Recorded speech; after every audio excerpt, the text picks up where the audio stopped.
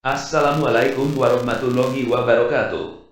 Innal hamdalillah nahmaduhu wa nasta'inuhu wa nastaghfiruh wa na'udzu billahi min syururi anfusina wa sayyiati a'malina. Man yahdihillahu fala mudhillalah wa man yudlil fala hadiyalah wa asyhadu an la ilaha illallah wahdahu la syarika lahu wa asyhadu anna Muhammadan abduhu wa rasuluh. Amma ba'du. Kali ini saya akan membahas topik narasi.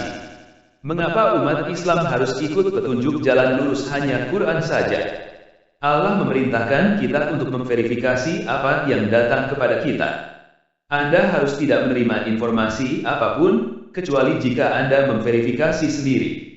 Saya telah memberi Anda pendengaran, penglihatan, dan otak, dan Anda bertanggung jawab untuk menggunakannya. Quran Surah Al-Isra, ayat 36. Wala taqfu ma laisa laka bihi ilm innas sama wal basara wal fuada kullu ulaika kana anhu mas'ula. Dan janganlah kamu mengikuti sesuatu yang tidak kamu ketahui, karena pendengaran, penglihatan, dan hati nurani, semua itu akan diminta pertanggungjawabannya. Sepanjang diskusi kita telah berbicara tentang berdoa dengan cara Al-Quran memberitahu kita, bukan cara hadits dan sunnah mendikte. Mengapa kita harus mengikuti Quran saja? Mengapa kita harus meninggalkan praktik orang tua kita dan tradisi agama kita? Jawabannya murni dan sederhana. Tuhan memberitahu kita untuk ketika mereka diberitahu, ikuti apa yang telah diungkapkan Tuhan di sini, kata mereka, kita ikuti hanya apa yang kita temukan lakukan orang tua kita. Bagaimana jika orang tua mereka tidak mengerti dan tidak dibimbing? Quran Surah Al-Baqarah ayat 170.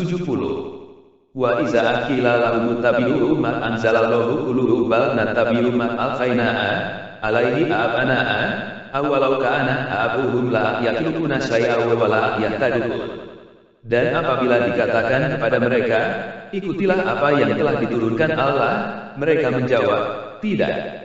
Kami mengikuti apa yang kami dapati pada nenek moyang kami, melakukannya.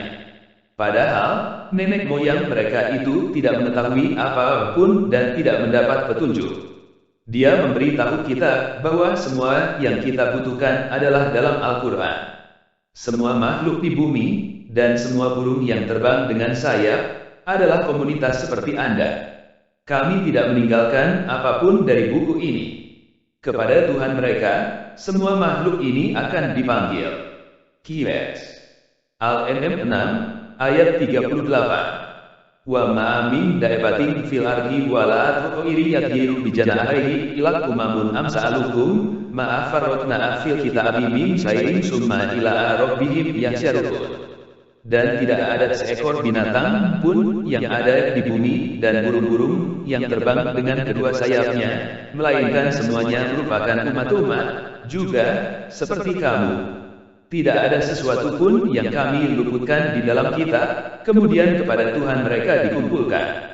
Ini membuktikan kepada kami bahwa Allah memasukkan segala sesuatu dalam Al-Quran yang kita butuhkan. Ia tidak meninggalkan hal terkecil yang perlu ditambahkan oleh hadits dan sunnah. Dia memberitahu kita bahwa Al-Quran sepenuhnya detail dan lengkap. Haruskah saya mencari selain Tuhan sebagai sumber hukum, ketika Ia telah mengungkapkan kepada Anda buku ini sepenuhnya rinci? Mereka yang menerima Alkitab menyadari bahwa telah diungkapkan dari Tuhanmu dengan jujur. Anda tidak akan meragukan. Kata Tuhan Anda selesai dalam kebenaran dan keadilan. Tidak ada yang akan membatalkan kata-katanya. Dia adalah pendengar, maha tahu. Quran Surah Al-An'am ayat 114.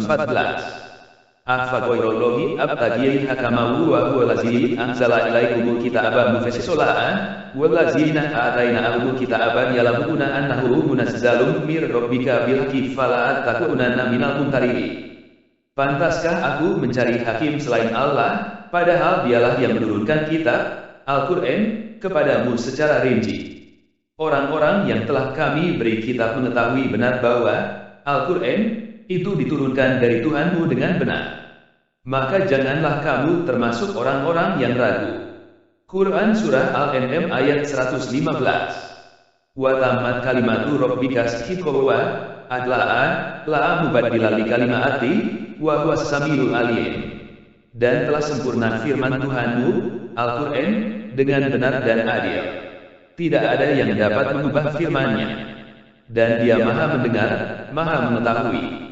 Ayat 114 memberitahu kita bahwa kita tidak boleh mencari sumber hukum lain di luar Quran yang sepenuhnya terperinci ini. Dan ayat 115 memberitahu kita bahwa tidak ada yang akan membatalkan Al-Quran. Pergi ke hadits dan sunnah atau ajaran para sarjana atau imam sebagai sumber hukum secara kategoris terhadap ayat-ayat Al-Quran ini. Tuhan memberitahu kita bahwa Dia tidak kehabisan kata-kata, Dia tidak perlu siapapun untuk menyelesaikan ajaran yang Dia berikan kepada kami. Katakan, jika lautan adalah tinta untuk kata-kata Tuhanku, lautan akan habis, sebelum kata-kata Tuhanku kehabisan, bahkan jika kita menggandakan persediaan tinta. Quran Surah Al-Kahf ayat 109. Qul law ka'anal bahru midadal li kalimati rabbi lanafidal bahru qabla an tanfada kalimatu rabbi walau jina'a bimislihi madada. Katakanlah, Muhammad, seandainya lautan menjadi tinta untuk menulis kalimat-kalimat Tuhanku, maka pasti habislah lautan itu sebelum selesai penulisan kalimat-kalimat Tuhanku, meskipun kami datangkan tambahan sebanyak itu pula. Semua ayat ini membuatnya sangat jelas bahwa kita harus hanya mengambil Quran. Tetapi bagaimana dengan semua ayat-ayat Al-Quran yang mengatakan kita harus mengikuti dan mematuhi utusan? Apa arti ayat-ayat itu jika tidak, kita harus mengikuti hadits dan sunnah? Untuk menemukan jawabannya, mungkin akan membantu untuk mengenal kembali sejarah hadits dan sunnah. Mereka diturunkan oleh tradisi lisan selama beberapa generasi setelah kematian Nabi. Tidak sampai 1,5 abad setelah kematiannya, bahwa mereka mulai berkumpul dan ditulis. Kemudian ribuan pada ribuan hadits dikumpulkan. Tahun studi telah diminta untuk memutuskan hadis mana yang paling mungkin otentik dan yang kemungkinan besar dibuat. Dari ratusan ribu hadits, hanya sebagian kecil yang diterima sebagai otentik, dan tidak ada yang bisa tahu sepenuhnya bahwa ada satu pun dari mereka sebenarnya apa yang dikatakan Nabi. Bahkan di antara narasi yang dianggap paling otentik, ada perbedaan mengerikan di antara hadits.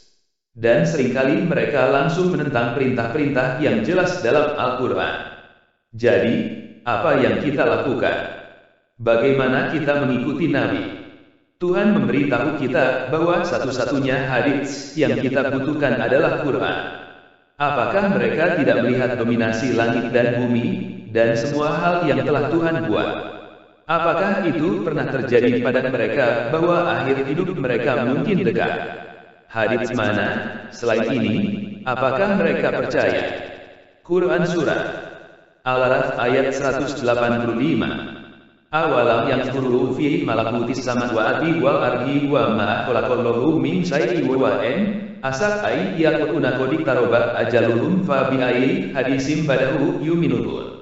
Dan apakah mereka tidak memperhatikan kerajaan langit dan bumi dan segala apa yang diciptakan Allah, dan kemungkinan telah dekatnya waktu kebinasaan mereka. Lalu berita mana lagi setelah ini yang akan mereka percaya?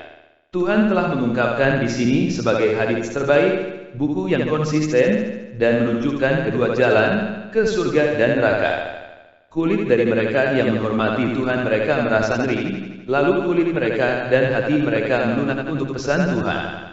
Begitulah bimbingan petunjuk Tuhan. Dia memberikannya kepada siapapun yang akan dipandu. Adapun mereka yang dikirim oleh Tuhan, tidak ada yang bisa membimbing mereka. Quran Surah Az-Zumar ayat 23. Allahu nazzala ahsanal hadisi kitaban mutasyabiham masa'anya tasyairu minhu juludul lazina yakhshawna rabbahum summa talinu juluduhum wa qulubuhum ila zikrillah za'alika hudallahi yahdi bihi may yasha wa may yudlilillahu fama lahu minha. Allah telah menurunkan perkataan yang paling baik, yaitu Al-Quran yang serupa, ayat-ayatnya lagi berulang-ulang, gemetar karenanya kulit orang-orang yang takut kepada Tuhannya, kemudian menjadi tenang kulit dan hati mereka ketika mengingat Allah. Itulah petunjuk Allah, dengan kitab itu Dia memberi petunjuk kepada siapa yang Dia kehendaki. Dan barang siapa dibiarkan sesat oleh Allah, maka tidak seorang pun yang dapat memberi petunjuk. Al-Quran adalah hadis Allah. Hadis apa yang bisa kita inginkan? Ini adalah wahyu Allah yang kita baca dengan jujur. Di mana hadis selain Tuhan dan wahyunya apakah mereka percaya? Quran Surah Al-Jasiyah ayat 6. Tilka ayatullahi natluha alaika bilhaqi, fabi ayyi hadisim badallahi wa ayatihi liyuminun. Itulah ayat-ayat Allah yang kami bacakan kepadamu dengan sebenarnya, maka dengan perkataan mana lagi mereka akan beriman setelah Allah dan ayat-ayatnya? Hadits mana, selain ini, apakah mereka menjunjung tinggi? Quran Surah Al-Mursalat ayat 50. Fa bi'ayyi hadisim badahu yuminun. Maka kepada ajaran manakah, selain Al-Quran, ini mereka akan beriman. Dalam sejarah mereka, ada pelajaran bagi mereka yang memiliki kecerdasan. Ini bukan hadits palsu, ini Quran mengkonfirmasi semua tulisan suci sebelumnya, memberikan detail dari segalanya, dan merupakan suat dan belas kasihan bagi mereka yang percaya. Quran Surah Yusuf ayat 111. Laqad kana fi qasasihim ibrotul liulil albab, ma kana hadisa yaftaru walakin tasdiqul lazim baina yadayhi wa tafsila kulli syai'in wa hudaw wa rahmatal liqaumin yu'minun. Sungguh, pada kisah-kisah mereka itu terdapat pengajaran bagi orang yang mempunyai akal. Al-Quran itu bukanlah cerita yang dibuat-buat, tetapi membenarkan kitab-kitab yang sebelumnya menjelaskan segala sesuatu dan sebagai petunjuk dan rahmat bagi orang-orang yang beriman. Apa yang Tuhan ceritakan tentang hadits lain selain Quran? Di antara orang-orang ada mereka yang menjunjung tinggi hadis tanpa dasar, dan dengan demikian mengalihkan orang lain dari jalan Allah tanpa sepengetahuan, dan mengambilnya dengan sia-sia. Ini telah menimbulkan retribusi yang memalukan. Quran Surah Luqman ayat 6. Wa minan nasi may yastari lahwal hadisi liyudillah, an sabilillahi bighairi ilmi wa yattahizaha ahzu'a, ulaika lahum asbun muhyin. Dan di antara manusia, ada orang yang mempergunakan percakapan kosong untuk menyesatkan manusia dari jalan Allah tanpa ilmu dan menjadikannya olok-olokan. Mereka itu akan memperoleh azab yang menghinakan. Tuhan mengutip contoh seorang pria yang berurusan dengan mitra yang diperselisihkan, hadits, dibandingkan dengan seorang pria yang hanya berurusan dengan satu sumber yang konsisten, Quran. Apakah mereka sama? Puji bagi Tuhan, sebagian besar dari mereka tidak tahu. Quran Surah Az-Zumar ayat 29. Dhorobalahu masalah rojulan fihi syurokalu mutasya'ati esukuna wa rojulan salamal li rojulin hal yastawiyani masalahan, alhamdulillah, bal aksaruhum la ya'lamun. Allah membuat perumpamaan, yaitu seorang laki-laki, hamba sahaya, yang dimiliki oleh beberapa orang yang berserikat yang dalam perselisihan, dan seorang hamba sahaya yang menjadi milik penuh dari seorang saja. Adakah kedua hamba sahaya itu sama keadaannya?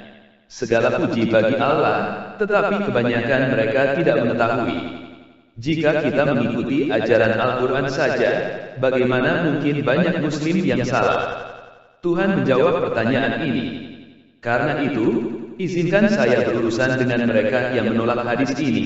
Kami akan memimpin mereka di mana mereka tidak pernah melihat. Quran Surah Al-Qalam ayat 44. Fazarni wa may yukadzibu biha azal hadis, sanastadrijuhum min haitsu la ya'lamun. Maka serahkanlah kepadaku urusannya dan orang-orang yang mendustakan perkataan ini, Al-Quran. Kelak akan kami hukum mereka berangsur-angsur dari arah yang tidak mereka ketahui. Mereka telah menolak satu-satunya hadits nyata Nabi, Al-Quran, dan Tuhan mengarahkan mereka. Tapi bagaimana mungkin begitu banyak orang selama 1300 tahun terakhir menjadi salah? Tuhan memberitahu kita terlebih dahulu bahwa kebanyakan orang tidak akan percaya.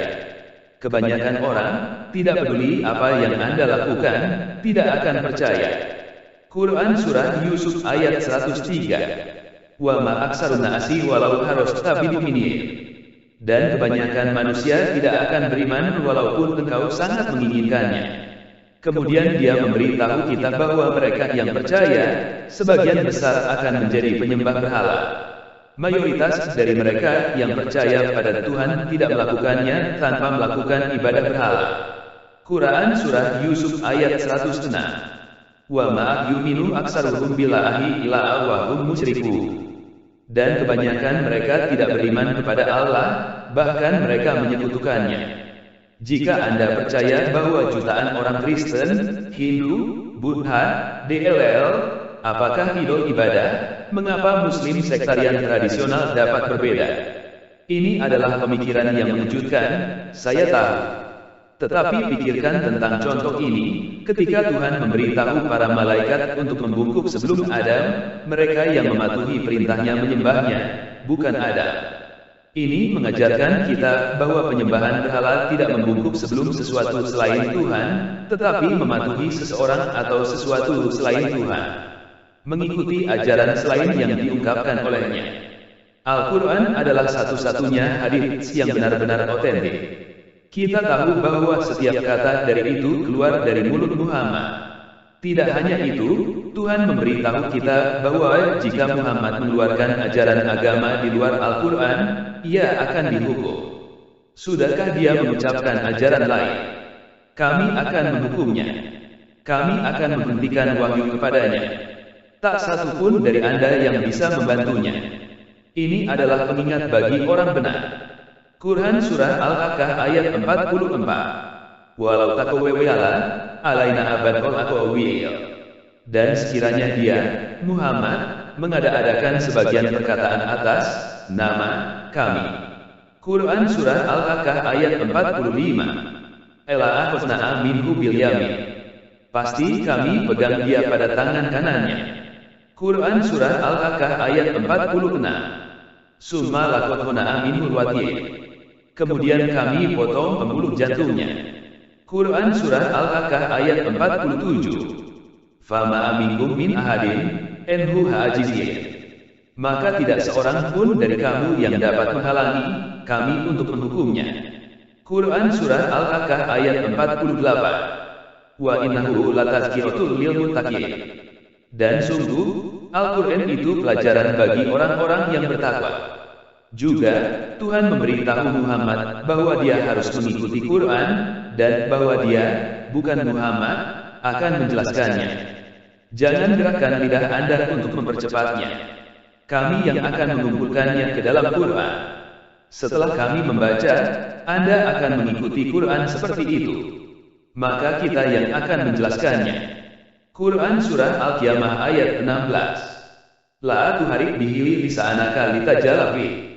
Jangan engkau, Muhammad, gerakkan lidahmu untuk membaca Al-Quran karena hendak cepat-cepat menguasainya. Quran Surah Al-Qiyamah ayat 17. Inna alaina jam'ahu wa Qur'ana.